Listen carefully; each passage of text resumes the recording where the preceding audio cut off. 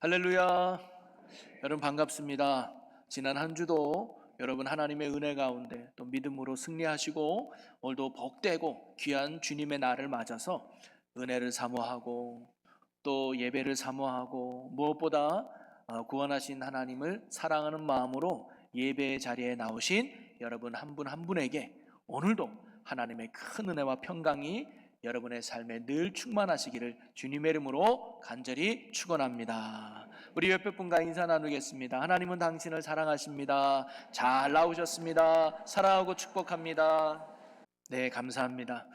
저는 주일마다 마태복음의 말씀을 지금 쭉 나누고 있는데요. 오늘은 마태복음 16장 1절에서 4절 말씀을 가지고 표적보다 더 분명한 믿음이라는 제목으로 복음이라는 제목으로 하나님의 말씀을 함께 나누려고 합니다. 여러분 외국에 아마 나가 보신 분들이 많이 계실 텐데요. 저도 처음 외국에 나간 게 거의 20년 넘게 전도사 때인 것 같아요.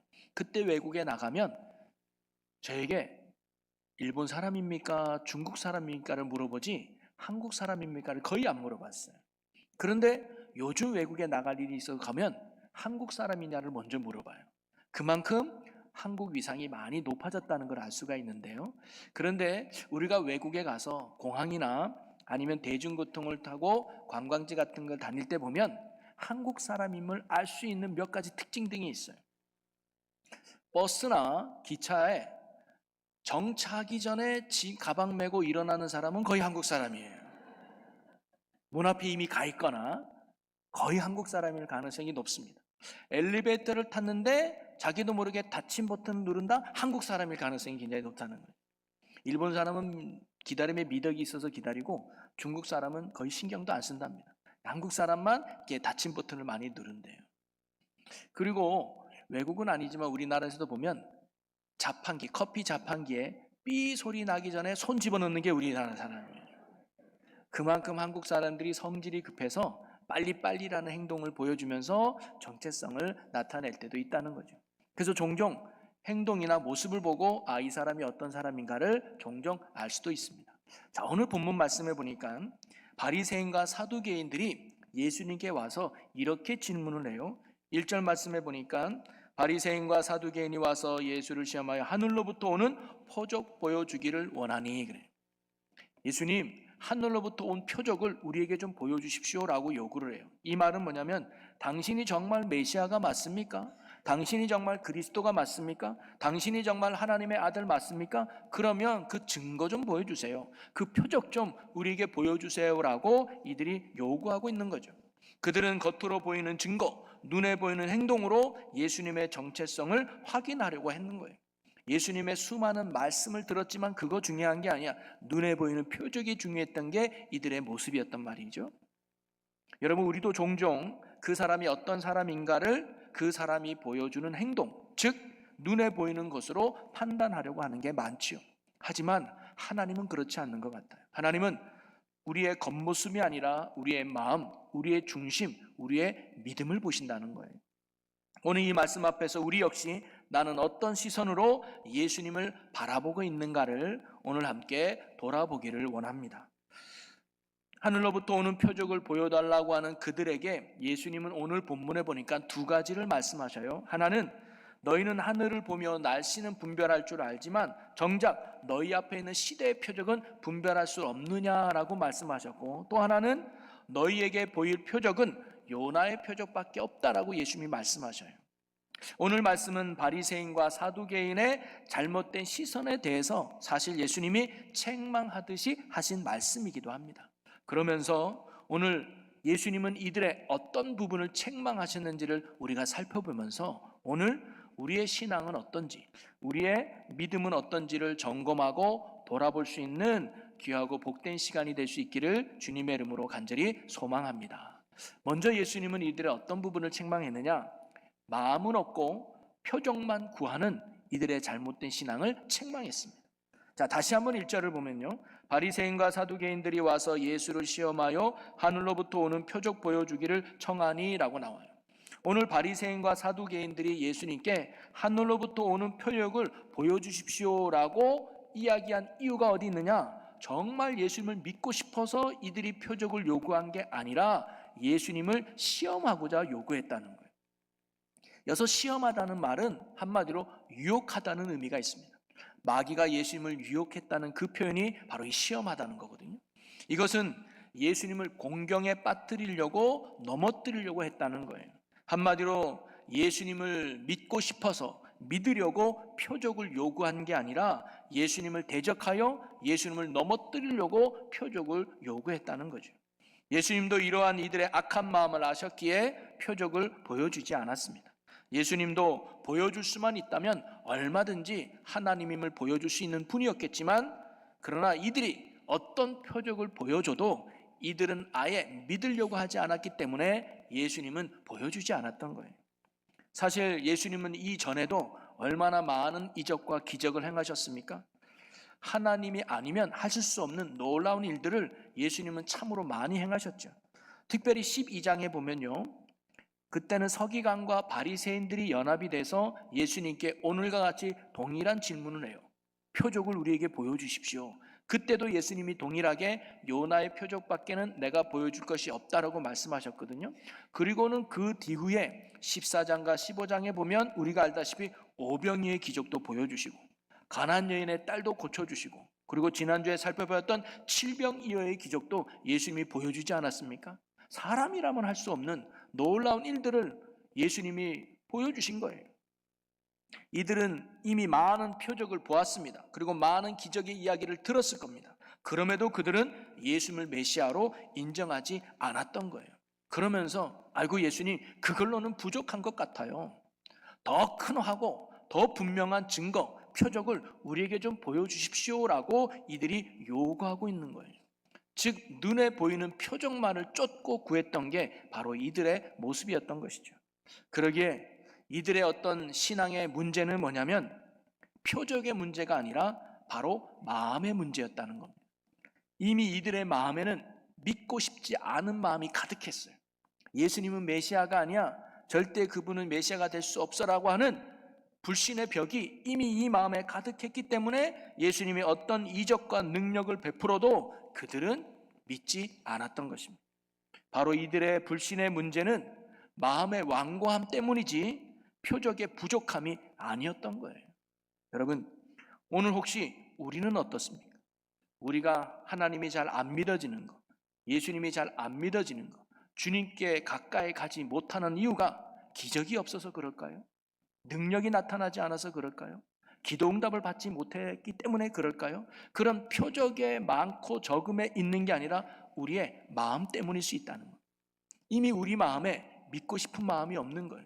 이미 우리 마음이 불신의 마음으로 가득하니까 주님께로 더 가까이 가지 못하는 우리의 연약함이 있다는 거예요. 여러분, 오늘도 마음의 문을 닫고 말씀을 혹시 듣고 계신 분은 안 계십니까? 이미 마음에 나 예수 안 믿어, 나 믿고 싶지 않아, 이런 마음의 문을 닫고 계신 상태에서 예배의 자리에 있거나 하나님의 말씀을 듣고 계신 분은 없습니까? 마음이 닫히면 말씀이 들어가지 않습니다. 말씀이 들어가지 않으면 믿음이 생기지 않습니다. 믿음이 생기지 않으면 내 삶의 구원과 역사는 일어나지 않는다는 거예요. 여러분, 사진 하나를 보여드리면 아마 많이 본 그림일 겁니다. 이게 오른쪽에 있는 게 원본이고 왼쪽에 있는 게 이제 약간 좀 더 편안하게 그린 건데요. 1800년도에 영국의 작가인 헌트가 그린 세상의 빛이라는 작품입니다. 예수님이 문 앞에 서서 왼쪽에는 등불을 들고 있어요. 빛을 들고 있고 오른손으로는 문을 두드리는 장면입니다. 그런데 이 그림의 특징이 뭐냐면 문에 문고리가 없어요. 손잡이가 없어요. 이 문은 안에서만 열 수 있는 문이었다는 거예요. 그래서 안에서 문을 열어야 빛 대신 주님이 들어간다는 그 표현의 그림이거든요. 이건 요한계시록 3장 20절의 말씀의 주제를 가지고 그린 그림입니다. 자, 요한계시록 3장 20절에 어떤 말씀이냐, 우리 함께 읽어봅니다. 볼지어다 내가 문 밖에 서서 두드리노니 누구든지 내 음성을 듣고 문을 열면 내가 그에게로 들어가 그와 더불어 먹고 그는 나와 더불어 먹으리라. 문 밖에 서서 두드리는 예수님을 내 마음의 문을 열고 모실 때 주님이 나와 더불어 먹는다는 거예요. 여러분, 신앙은 그런 겁니다. 우리가 예수님을 향하여 내 마음의 문을 열지 않으면 예수님이 우리 안에 들어올 수 없다는 거예요. 믿으려고 하지 않으면 믿어지지 않는 겁니다. 마음을 닫고 있으면 주님이 우리 마음에 들어오지 못한다는 거죠. 우리가 믿으려고, 주님을 영접하려고 내 마음의 문을 열 때 주님이 빛으로 우리 안에 들어오시고 생명으로 우리 안에 역사하게 되는 줄로 믿습니다. 중요한 건 기적이 아닙니다. 예수님이 정말 살아계시면 내 문제 해결해 주면 내가 믿겠습니다. 내 기도에 응답하면 믿겠습니다 라고 하는 하나님을 시험하듯 조건부 신앙이 아니라 내 마음의 문을 먼저 열 때 그분이 우리 안에 들어와서 놀라운 기적과 능력을 베풀어 주실 줄로 믿습니다. 그러니 우리가 신앙생활함에 있어서 눈에 보이는 표적과 이적을 쫓는 자들이 아니라 먼저 내 마음을 점검하고 내 중심이 언제나 하나님께로 선 자들로 살아갈 수 있는 은혜가 오늘 저와 여러분 모두가 될 수 있기를 주님의 이름으로 간절히 축원합니다. 두 번째로 예수님이 이들을 책망한 내용은 뭐냐면 시대를 분별하지 못하는 이들의 어리석음을 책망했습니다. 자, 2절 3절인데요. 자, 2절 3절을 여러분 한번 읽어보겠습니다.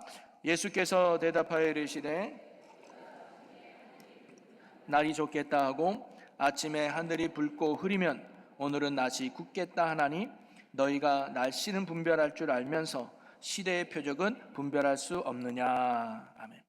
요즘은 뉴스마다 일기예보가 나와서 그날 날씨를 정확히 알 수 있지만 옛날에는 일기예보가 없을 때는 어느 자연의 징조를 보고 우리가 그 날씨를 어느 정도 분별할 수 있지 않겠습니까?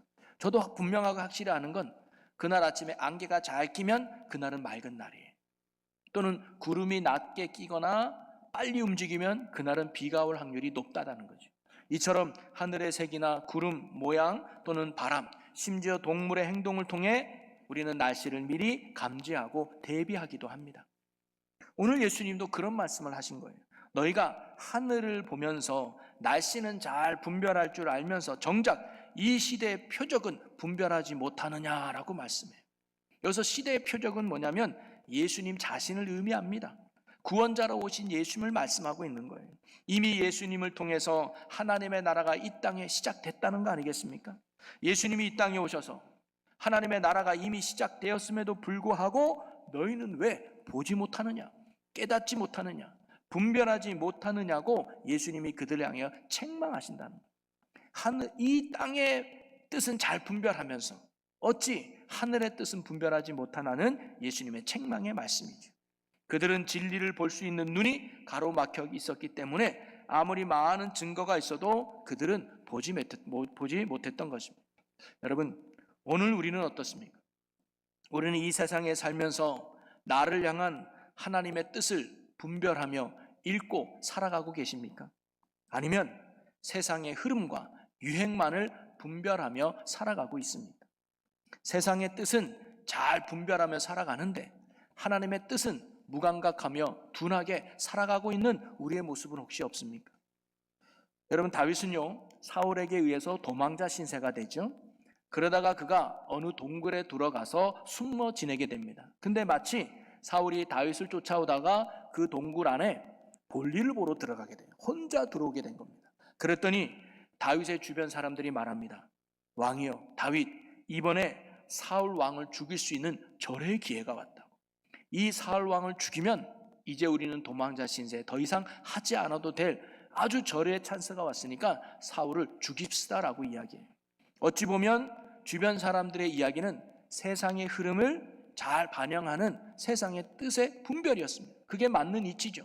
도망자 신세를 끝나려면, 집으로 돌아가려면 사울을 없애는 방법이 최고였습니다. 그리고 좋은 기회가 온 게 맞죠.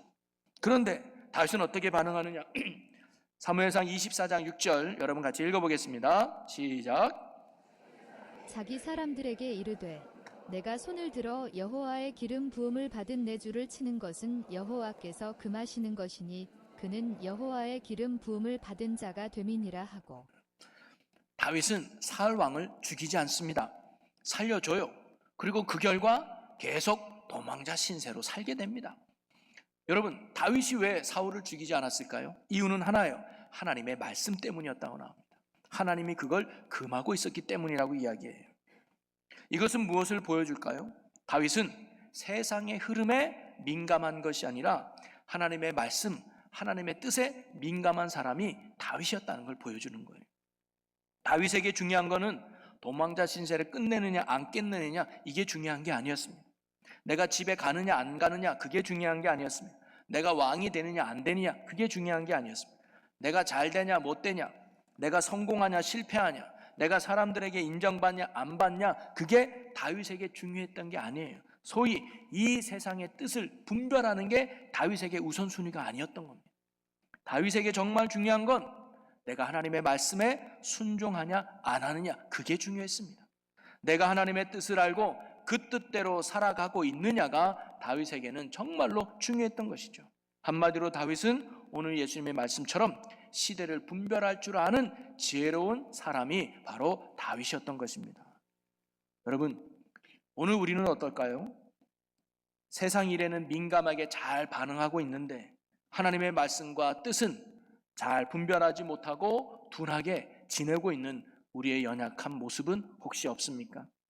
세상이 어떻게 돌아가는지를 잘 알기 위해서 뉴스는 매일 보고, 내가 세상에서 좀 더 높은 자리에 올라가기 위해서 날마다 공부도 열심히 하고, 내가 이 땅에서 건강을 잘 지키기 위해서 비타민도 잘 챙겨 먹고 약도 잘 챙겨 먹고 운동도 매일매일 잘하고 있는데 나를 향한 하나님의 뜻이 무엇인지는 관심이 없고, 나를 향한 하나님의 말씀이 무엇인지는 들으려고 하지 않는 어둔한 마음 가운데 있다면 바로 오늘 날씨는 분별하면서도 시대는 분별하지 못하는 모습이 바로 이와 같은 모습이라는 거죠.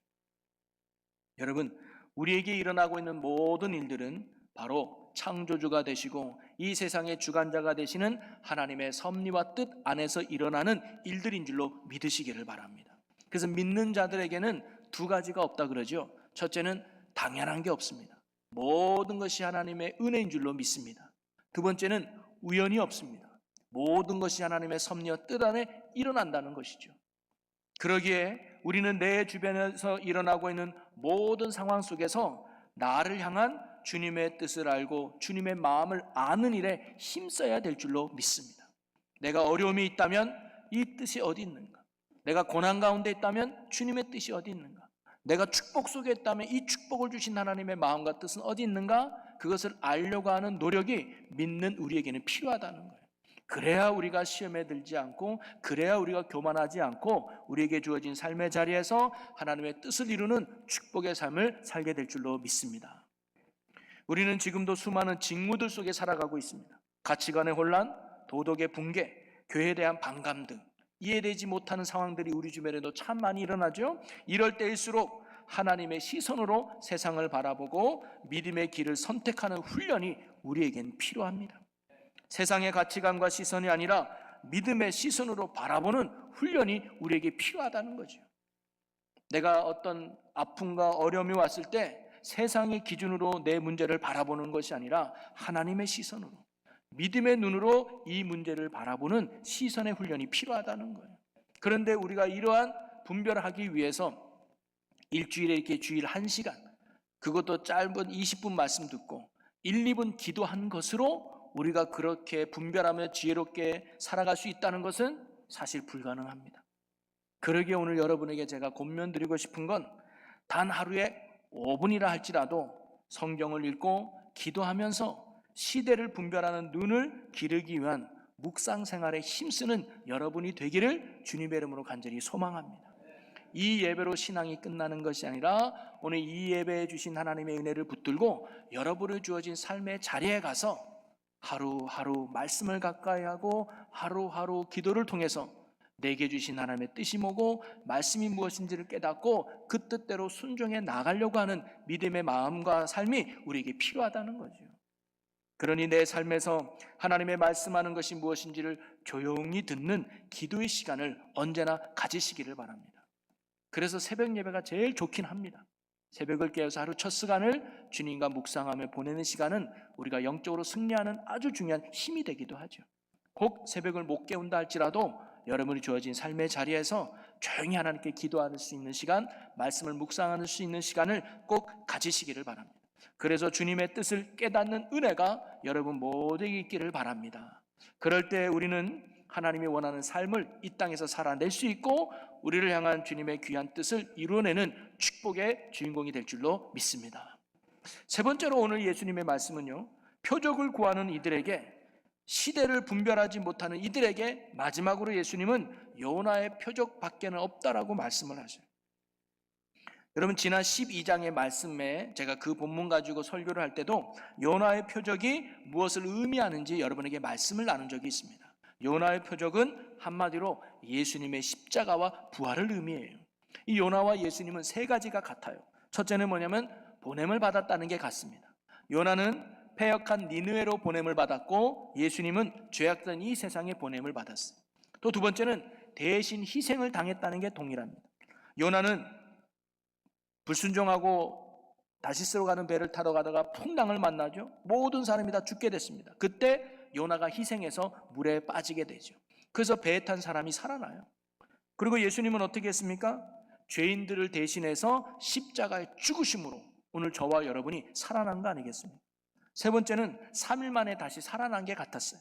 요나는 물고기 뱃속에서 3일 동안 있다가 다시 살아나고, 예수님은 무덤 속에 죽었다가 3일 만에 다시 부활하셔서 살아나신 거죠. 그러기에 결론적으로 요나의 표적을 예수님이 말할 때 그 표적의 내용은 뭐냐? 바로 예수님이 지실 십자가와 다시 살아날 부활을 상징하고 있는 거예요. 그러면서 예수님이 나는 요나의 표적밖에는 보여줄 것이 없다라고 하신 말씀의 진정한 의미는 뭐냐면, 내가 그리스도요, 내가 메시아요, 내가 하나님의 아들이요, 내가 너희의 진정한 구원자가 된다고 하는 확실한 표적, 확실한 증거는 뭐냐? 십자가와 부활이라는 거예요. 그거면 충분하다는 거예요. 내 문제가 해결받지 않아도, 내 아픔이 치료되지 않았다 할지라도, 내가 원하는 것이 이 땅 가운데 이루지 않았다 할지라도 예수가 나의 주인이 되신 이유는 십자가와 부활 때문이라는 거예요. 그걸 잊지 말라는 말씀입니다. 그러기에 우리가 붙들 최고의 표적은 다름이 아니라 십자가와 부활인 줄로 믿습니다. 여러분, 신앙생활 하다가 기도 응답이 좀 더딜 수도 있고요, 신앙생활 하다가 내가 원하는 대로 안 풀릴 때도 있습니다. 그렇다고 우리가 신앙을 떠날 이유가 아니라는 거예요. 우리가 끝까지 예수가 나의 주요, 예수가 나의 능력이요, 예수가 나의 구원임을 붙드는 이유는 다른 데 있는 것이 아니라 십자가와 부활 때문인 줄로 믿습니다. 사랑하는 성도 여러분, 하나님은 이미 우리에게 최고의 표적을 주셨습니다. 그게 바로 예수 그리스도의 십자가와 부활입니다. 이 시대는 수많은 표적을 요구하지만 하나님은 우리가 십자가를 붙들고 부활을 소망하며 날마다 말씀 안에 깨어있어 복음으로 살아가기를 원하신다는 거예요. 오늘날 우리는 예수님의 십자가와 부활이라는 구원의 완전한 표적을 이미 받은 자들입니다. 그거면 충분하다는 거예요. 그러니 우리가 바리새인과 사두개인처럼 또 다른 표적을 구하는 신앙에서 벗어날 수 있기를 바랍니다. 주님, 내 기도 응답해 주면 내가 잘 믿을게요. 주님, 내 문제 해결해 주면 내가 주님 잘 믿을게요.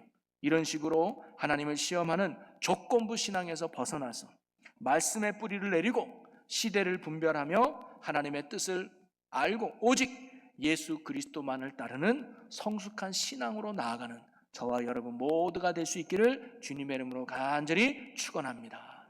우리 이 시간 오늘 주신 말씀을 붙들고 함께 결단하며 기도하기 원하는데요, 주님, 우리가 눈에 보이는 표적이 아니라 복음을 붙들고 살아가는 자들 되게 하여 주시옵소서. 시대 속에서 하나님의 뜻을 분별하는 지혜를 허락하여 주시옵소서라고 우리 이 시간 다 같이 주여 크게 한번 외치고 우리 함께 통성을 기도합니다. 주여! 오 살아계신 주님, 우리가 언제나 표적이 아니라, 눈에 보이는 기적이 아니라, 눈에 보이는 응답이 아니라 복음을 붙들고 살아가게 하여 주옵소서. 십자가를 붙들고 부활의 소망으로 예수 안에 살아가는 저희들 되게 하여 주시옵소서.